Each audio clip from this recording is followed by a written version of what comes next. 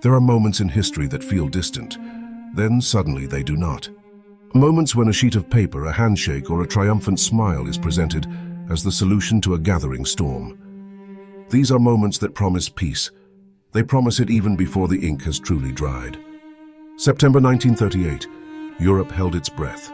Tensions were rising and war felt imminent. Then Neville Chamberlain flew to meet Hitler. He returned with a document held aloft like a golden ticket. "I have returned from Germany with peace for our time." Crowds roared. Newspapers declared a diplomatic triumph. Teachers told children they had witnessed history. Chamberlain's smile appeared everywhere, like a guarantee of stability. But behind the applause, many felt a profound chill. The cost of this peace was someone else's sovereignty. Czechoslovakia had not been invited to the negotiation table. Its territory was handed away like a mere bargaining chip. Even then, some sensed the truth beneath the spectacle.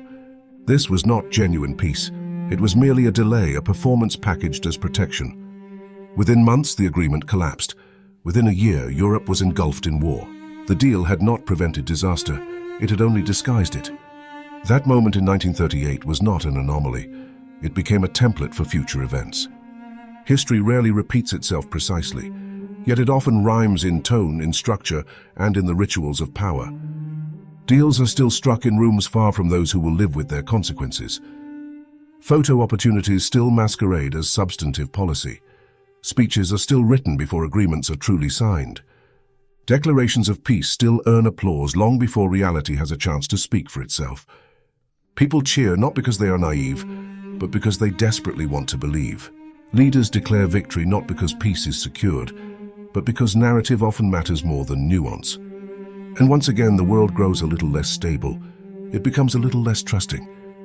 We become more conditioned to confuse diplomacy with delay and performance with genuine peace. Some echoes do not need black and white footage. We recognize them instantly in our present. What made Munich infamous was not just what was signed, it was also who was not there. A nation's fate was decided in its absence.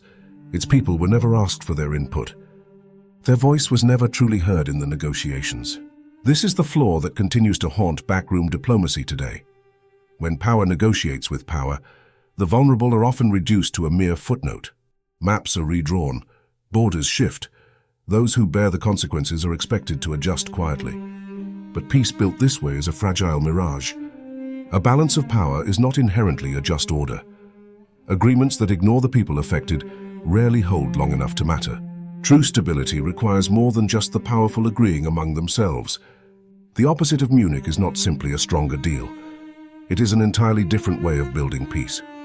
Multilateralism is not glamorous. It does not make headlines or deliver instant applause. But it is real and it is enduring. It is the slow, deliberate work of listening. It means giving seats to more than just the powerful. It involves asking what peace means to those who will live with its consequences. It rejects solutions drafted for speed instead of sovereignty and justice. It is process, not performance. It demands accountability, not spectacle. It seeks legitimacy, not theater. And because it includes the uninvited, it holds. The world has seen enough shortcuts dressed as solutions. We have witnessed enough peace plans that require the vulnerable to sacrifice the most. There have been enough declarations made for cameras, not for the future. The art of the deal has cost us too much in human terms. What we need now is the discipline of genuine dialogue. We need the architecture of equity. We need the courage to include those who are left outside the room. Only then can peace be more than a temporary pause before the next inevitable collapse.